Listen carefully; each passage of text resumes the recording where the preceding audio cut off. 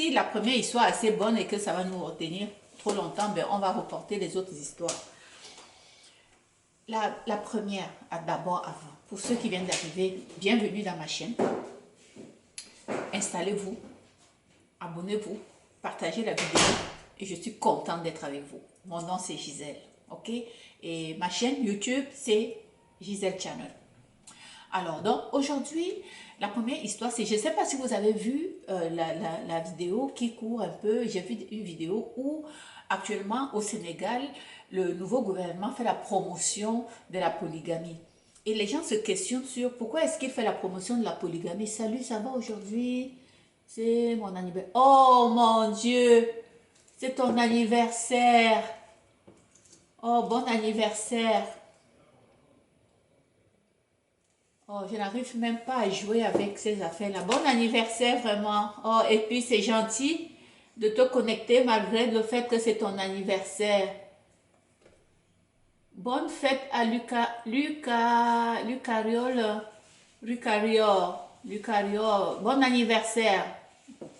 Et merci d'être là. Alors, donc, au Sénégal, présentement, le nouveau gouvernement fait la promotion de la polygamie.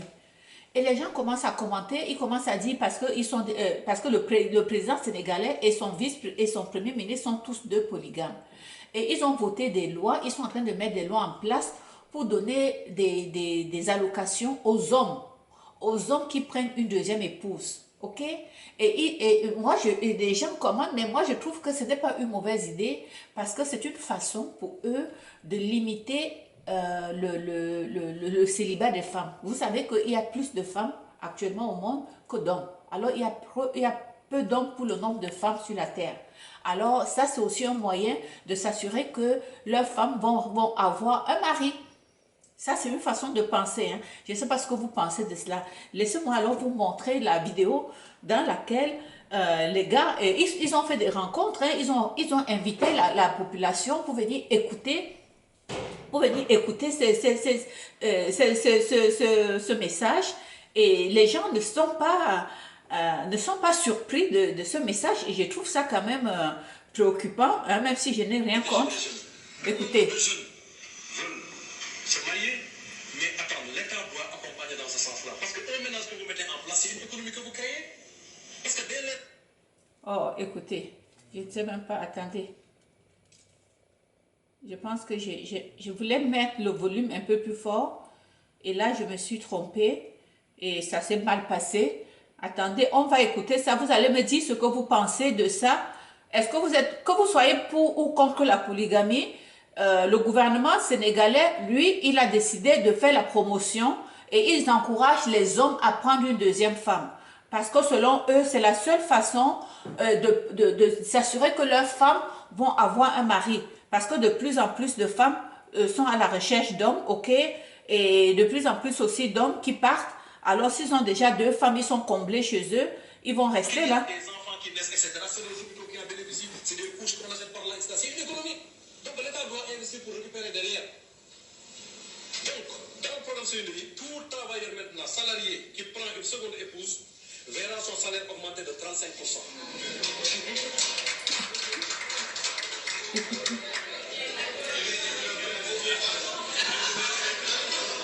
Si la femme a moins de 30 ans et de 40% au-delà, parce qu'il faut aider ceux qui ont... C'est ça la vérité. Tout étudiant, à partir de la licence, qui se marie sera recruté en priorité par rapport à une autre même catégorie. Vous vous présentez dans un service public, on dit oui, vous êtes marié, vous êtes prioritaire, c'est un critère en plus. N'est-ce pas? Alors, et en attendant de trouver un travail, bénéficie du triple de la bourse entière. Tout individu qui épouse une veuve de moins de 35 ans bénéficiera d'une bourse sociale exceptionnelle de 100 000 francs par mois. Tout travailleur polygame d'une catégorie bénéficie en priorité d'une promotion par rapport à un autre monogame. Toute personne non salariée est concernée et recevra un montant pouvant aller de 100 000 à 250 000 selon les critères qui seront communiqués basés sur le cas de mariage. Par exemple, un jeune qui se trouve en milieu rural, il a 10 hectares de terre. Il y a un programme de l'État dont le rôle... Donc, vous voyez, Vous avez écouté, et je vais lire ici, il y a beaucoup de commentaires, hein, il y a beaucoup de gens qui pensent que ce que le gouvernement sénégalais est en train de faire, que c'est une bonne chose, hein, parce que là, il n'y a pas d'hypocrisie, ok? C'est clair, et puis les femmes sénégalaises, elles n'ont pas de problème avec avec la polygamie. OK? Alors, de toute façon, qu'une femme ait un problème ou pas, hein, on sait très bien que dans la plupart de situations, la plupart des cas, les hommes vont dehors. Alors, autant mieux, il amène la femme à la maison et vous êtes deux à la maison et vous savez ce qui se passe. Au lieu que ça se passe dehors et tu entends seulement, tu apprends seulement. OK. Non, OK. Il dit, qu'est-ce qui vous dit? Attends, c'est très bien comme ça, attendez. Non, il y a beaucoup de commentaires là. Je suis pour la polygamie. Il y a la petite grenouille qui dit ah, merci beaucoup, la petite grenouille. Elle dit je suis pour la polygamie. Ou je suis au Canada. C'est très bien comme ça. C'est clair, pas d'hypocrisie. Ça c'est vrai. Rassurez-vous, les femmes sont satisfaites de ça au Sénégal. Ça aussi, ça se peut. Et puis, qu'est-ce qui dérange les gens par rapport à ça? Non, moi, la première, je valide. C'est exactement ça. OK? Donc là, maintenant, voilà. Donc vous avez vu un peu les commentaires, ça va dans le sens que c'est une bonne chose pour la polygamie, la nouvelle loi, et puis ça va encourager les gens, les jeunes garçons à un seulement, parce que si tu es fermier, si tu développes les terres, on te donne des subventions. Donc ça, c'est aussi une façon d'amener nos jeunes à comprendre que ça ne sert à rien d'aller mourir dans l'eau, hein, d'aller mourir dans la mer, parce qu'on veut venir à l'étranger souffrir, ok? En donnant des subventions aux jeunes, hein, ils vont rester sur place et ils vont pouvoir développer les terres en Afrique. Nous savons bien que nous avons les terres. Hein, si on ne les développe pas, si on n'encourage pas la jeunesse à développer ces terres-là, qui va les développer? Les Chinois. Les Chinois sont en train de s'installer en Afrique. Les Chinois sont en train de prendre l'Afrique. Alors, tranquillement, vous allez voir comment ils vont tout posséder. Alors, moi, je pense que cette nouvelle génération, ces nouveaux présidents, ces nouveaux dirigeants du Sénégal, ils sont en train de faire une bonne chose que plusieurs pays africains devraient copier. Ça, c'est mon point de vue. OK? Alors voilà. Donc ça, c'était notre premier sujet d'aujourd'hui. Et vous qui venez d'arriver, bon voilà, je faisais le commentaire sur le Sénégal qui fait la promotion de la polygamie et où on est en train d'encourager les jeunes à prendre des femmes, hein, de prendre deux femmes et puis ils ont des subventions. Et si tu as moins de 31 ans, on te dit va développer des terres, on te donne des subventions. Et ça, tous les pays africains devraient faire ça. Parce que s'il y a une chose que nous avons en Afrique, ce sont les terres. Vraiment, si les gens avaient un petit montant pour développer les terres, beaucoup de jeunes ne viendraient pas ici. Quand ils arrivent ici, ils dorment dehors, ok? Ils dorment dehors parce qu'ils n'ont pas d'argent pour se loger. Moi, j'ai vu des reportages en France où ces gars-là ils dorment dehors. Ils mettent des cartons par terre pour dormir là-dedans parce qu'ils n'ont pas où aller. Hein, la famille en Afrique pense qu'ils sont rendus à l'étranger, qu'ils sont bien, alors qu'ils ne savent pas où dormir et ils ont honte de retourner au pays. C'est ça l'enjeu, l'envers de la médaille lorsque les gens immigrent sans avoir une situation. Ça, c'est le premier point. L'autre chose, l'autre deuxième sujet, l'autre deuxième élément aujourd'hui, ça va par exemple vous donner le dégoût. Parce que quand j'ai écouté ça, je me suis dit, il faut être méchant, il faut être cruel pour faire ça, ok? Quand vous allez manger dans un restaurant, vous dites, ça c'est bon dans votre bouche, vous ne pouvez pas vous imaginer comment ce repas-là a été préparé. Vous ne pouvez pas vous imaginer, ok? Vous ne pouvez pas vous imaginer. Vous pensez que c'est parce que c'est bon que ça a été bien fait. Et en Afrique, vous savez comment en Afrique, hein, on a le restaurant de la rue. Hein. Si quelqu'un a vécu en Afrique et qui n'a jamais... Oh, vous voyez ce que j'ai fait une erreur ici. Si quelqu'un a vécu en Afrique et qu'il n'a jamais il n'a jamais mangé dans la rue, mais dites-moi ici en commentaire si vous n'avez jamais rien mangé qui est préparé dans la rue. Dites-moi en commentaire.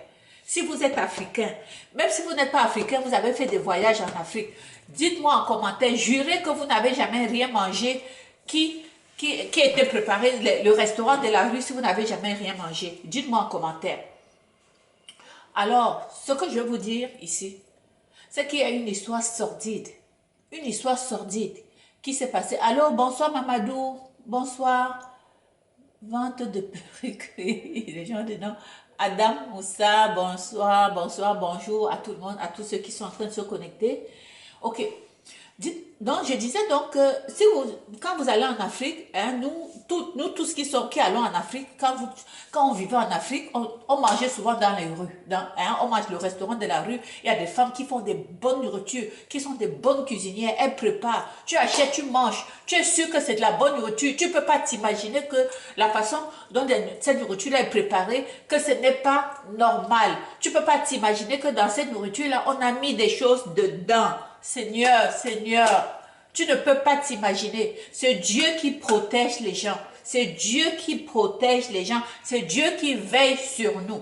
C'est Dieu qui veille. Et ce n'est pas seulement en Afrique que tu vas voir des choses bizarres, ok?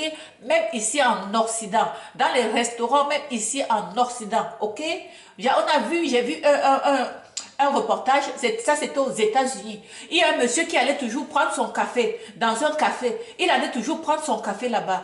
Et dans ce café-là, il y avait un homme, un serveur qui n'aimait pas ce monsieur-là. Le serveur-là n'aimait pas ce monsieur. Et chaque fois quand le monsieur, il avait ses habitudes. Vous savez, il y a des gens qui ont leurs habitudes. Après son travail, il venait prendre son café avant de rentrer chez lui. Et chaque fois, il prenait le café, il disait, mais ce café-là, j'ai toute l'impression que ça a un goût bizarre. Ce n'est pas le goût du café. Donc, il s'est questionné. Il a dit, ce n'est pas normal. Je suis convaincu que ce café-là, il y a quelque chose. Et c'est comme ça qu'il a parlé au propriétaire. Alors, le propriétaire, vu que c'était son client régulier, il a cru ce que son client régulier lui a dit. Et ils ont fait quoi? Ils ont mis une caméra cachée dans la cuisine. Ils ont mis une caméra cachée dans la cuisine. Croyez-moi ou non, il y avait un des serveurs là qui était c'est-à-dire, il y a des gens qui ne devraient pas être à certains endroits. Et ce gars-là détestait ce client-là. Le gars, qu'est-ce qu'il faisait? Il faisait son café normalement. Hein, il va prendre le café dans la machine. Normal, il s'est fait. Il sert le café dans la tasse. Au moment de partir avec le café pour remettre au monsieur, il met dans la tasse du monsieur. Vous savez ce qu'il faisait? Il faisait pipi dans son café. Il faisait pipi dans le café de ce client-là. Et il allait lui servir. Pendant des années, le type a bu le café avec le pipi. Jusqu'à ce qu'il ait à l'esprit qu'il y a quelque chose qui se passe dans ce café. Il y a quelque chose dans ce café qui n'est pas normal. Le goût de ce café n'est pas un goût normal. Il faut que j'investigue. Il faut que qu'on sache ce qui se passe dans ce café. Et c'est pour ça qu'il a dit au patron. Et le patron, Dieu merci, il est un monsieur qui écoute ses clients. Il a mis la caméra cachée. Et on a attrapé ce gars-là. Il est en prison encore aux États-Unis. Suite à cet acte-là, parce que c'est un geste criminel, ok? Ça, c'est un geste criminel. Et j'avais vu la même chose aussi. Comme pour dire, parce qu'avant que je vous amène à ce qui s'est passé en Afrique, hein, c'est dans le même ordre d'idée. Bien que pour l'Afrique, c'est encore pire, hein, mais il n'y a pas de moins pire. Hein, on ne boit pas le pipi, ok? Bon, donc, un autre, qu'est-ce qu'il avait fait? Cette fois-là, c'était en Australie. En Australie, vous savez quand vous commandez votre pizza, tu commandes ta pizza, ok? Le gars qui vient livrer, le livreur, il vient, il apporte la pizza. Il sonne à la porte. Le temps que tu descends, que les gens descendent, là, ça c'était vraiment une méchanceté gratuite. Ça, c'est même pas le cas que l'autre là, il détestait le client. Ce gars-là, tellement méchant, il a sonné pour livrer la pizza, ok? Et pendant qu'il attend que le client vienne récupérer sa pizza, vous savez ce qu'il a fait? Il a ouvert la pizza, il a craché dedans. Et une chose, Dieu, comme on dit, Dieu ne dort jamais. Vous savez ce qui s'était passé? Il y avait la caméra qui est dans les édifices. La plupart des maisons ici maintenant, ils ont des caméras cachées, ils ont des caméras. Donc, quand vous allez faire des choses, ne pensez pas qu'on ne vous voit pas, ok? Ne pensez pas que vous êtes à l'abri. Quand vous posez des gestes, sachez qu'il faut tapoter, hein, vous tapotez là-bas s'il vous plaît. Tapotez sur TikTok, sinon ça va partir. Donc quand vous faites des gestes, quand vous posez certains gestes, ne pensez pas qu'on ne voit pas, ok? Qu'on ne voit pas. Et ce gars-là, on l'avait arrêté aussi. en Australie. Et ça avait fait la une des réseaux sociaux parce que c'est la caméra publique qui avait fait ça et on avait publié. Aujourd'hui, très rapidement, tu peux faire des choses et puis c'est connu tout de suite. Ok? Tu ne peux pas aller livrer, on te dit d'aller livrer la nourriture. Tu vas, au lieu de livrer tranquille et rentrer chez toi, prendre ton pourboire. Déjà que quand tu vas livrer, on te paye un pourboire. Qu'est-ce que tu as à cracher dedans avant de donner aux gens? Qu'est-ce que tu as à cracher? Ça, ce n'est pas la méchanceté. Qu'est-ce que tu as à cracher dans un repas que quelqu'un a commandé? Plus de gens. Ok. Donc, envoyez-moi s'il vous plaît, réagissez. Tu as salué Richard, Stéphane. Ok, bonsoir Richard. Parce que moi, j'ai lu en même temps les messages et puis je ne sais même pas comment ça. Bonsoir. Mais faites envoyer les j'aime hein, sur TikTok, on me dit de dire ça. Alors, moi, je ne sais pas comment ça fonctionne.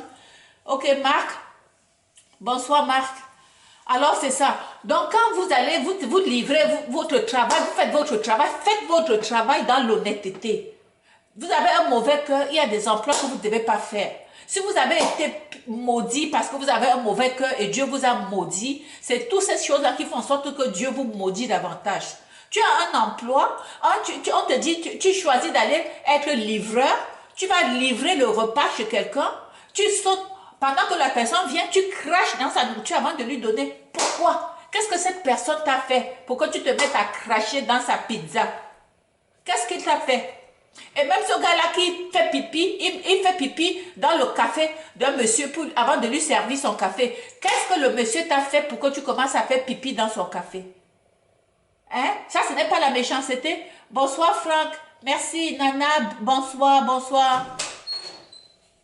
Donc ça c'est la méchanceté. On appelle ça la méchanceté gratuite. La méchanceté gratuite, c'est que ça te profite en rien. Mais tu as le plaisir de faire du mal à quelqu'un. Le top de toutes ces affaires-là, le top de méchanceté de restaurant, c'est quoi? Ça s'est passé au Cameroun. Ça s'est passé au Cameroun la semaine passée. Ça s'est passé au Cameroun, Seigneur. Ça, c'était le pire. Et les gens étaient offusqués. J'ai dit offusqué, c'est offusqué. C'est un monsieur qui fait ce genre de restaurant de la rue que nous tous, on connaît. Tous les Africains, nous avons mangé dans les restaurants de la rue. Ok? Bonsoir, Doudou. Mamadou, bonsoir, bonsoir Kelly. Donc, nous tous, on a déjà mangé dans les restaurants de la rue. Hein? Tous ceux qui sont allés en Afrique, même si vous êtes allés en Inde, vous êtes allés en Pakistan, dans tous ces pays du tiers-monde, on prépare en route, les gens mangent. Le restaurant de la rue, on fait ça en Afrique, c'est commun. Et ce sont des femmes qui préparent bien. Alors, c'est un gars qui fait quoi? Il vend les beignets. Et ça, c'est au Cameroun. Le gars vend les beignets. Mon Dieu, il vend les beignets. Les gens aimaient tellement ces beignets pendant des années. Alors, l'autre jour, qu'est-ce qu'il a fait? On l'a surpris. Il a fait la pâte des beignets. Et il fait quoi? Il fait ses besoins dans la pâte des beignets. Il fait ses besoins dans la pâte des beignets. Et les gens viennent acheter les beignets après. Ils mélangent et puis ils donnent aux gens. C'est quoi ça? Comment on peut appeler ça? Laissez-moi vous faire écouter la désolation de tous des clients qui ont appris que ce monsieur qui était le meilleur, qui faisait les meilleurs beignets du quartier, ce monsieur-là que les hommes, beaucoup d'hommes, quand ils finissaient leur travail, ils passaient là-bas acheter des beignets pour amener aux enfants, à leurs enfants, ils se sentent coupables aujourd'hui. Et même les enfants qui sont en train de s'exprimer en disant qu'ils ont mangé les beignets, maintenant ils ont peur d'être malades parce qu'ils ont mangé les beignets de ce monsieur-là où il faisait ses besoins dans la pâte, il mélangeait et il faisait les beignets, il donnait aux gens. Donc quand vous allez dans ces pays-là, s'il vous plaît, si vous pouvez éviter d'aller manger dans les rues, faites attention parce que vous ne savez pas ce que vous mangez. Il y a même des gens qui vont faire la chair humaine pour donner aux gens. Donc faites attention. Vraiment, si vous pouvez vous en passer, n'allez pas acheter des trucs dans la rue. Je vous conseille fortement, si vous ne connaissez pas la personne qui prépare, je vous conseille fortement d'éviter parce que vous ne savez pas la maladie que vous pouvez attraper. Ok? Parce que ce monsieur-là, il a dû contaminer pas mal de gens et il y a des gens qui sont aujourd'hui toujours malades sans savoir pourquoi ils sont malades. Je cherche alors la vidéo et je vais vous faire écouter. Ok? Vous allez écouter ça et vous allez me dire ce que vous en pensez. Parce que c'est terrible ce que j'ai entendu. Bernandiki, 47 ans sonné, Écoutez. propriétaire d'un point de vente de beignets bouillis et haricots, est aux arrêts. À l'origine, ce dernier aurait été surpris le 4 juin dernier en train de déféquer à l'intérieur de son bénétariat où il pétrit habituellement la pâte de farine. Comment quelqu'un veut nous tirer dans notre pays? Comment? Lui sort d'où même? D'abord, on a un magasin peut-être, ça fait même 4 ans ou 3 ans. Elle a nous tiré depuis le caca. Parce qu'il y a notre maladie, le docteur dit qu'il ne connaissait pas.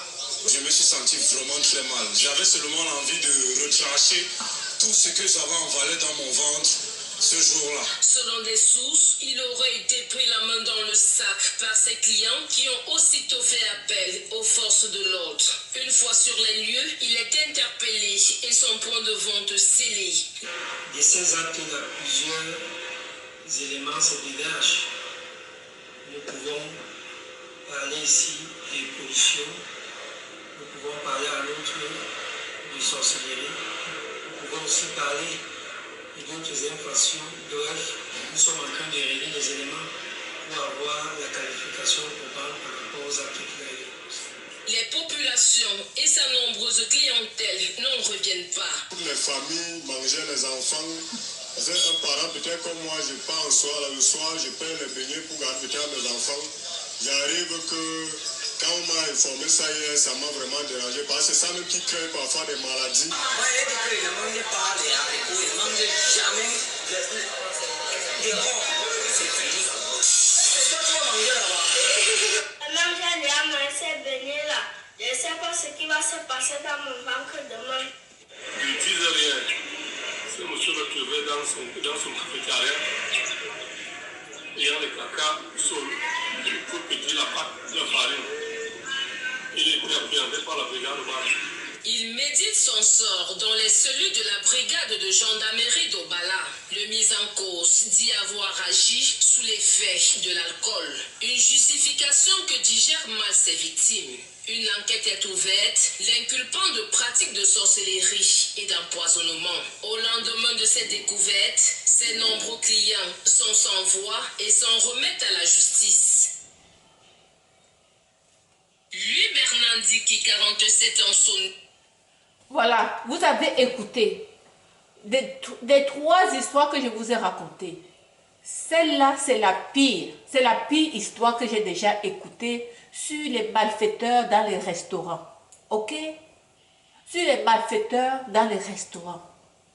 Comment tu peux faire les beignets? Tu fais les beignets, tu fais la pâte. Tu vas faire tes besoins dedans. Après, il dit qu'il était sous le fait de l'alcool. La police n'a pas cru. Dieu merci, pour une fois, il est arrêté.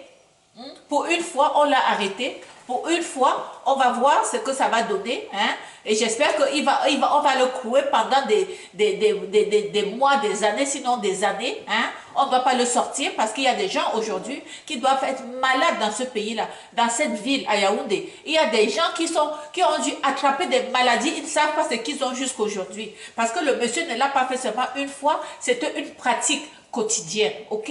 Et des gens qui venaient manger tous les jours. Ça, c'est encore pire. Oh Seigneur, ça me donne la chair de poule. Rien qu'à y penser, j'ai la chair de poule. Je vais lire d'autres commentaires ici. Ok.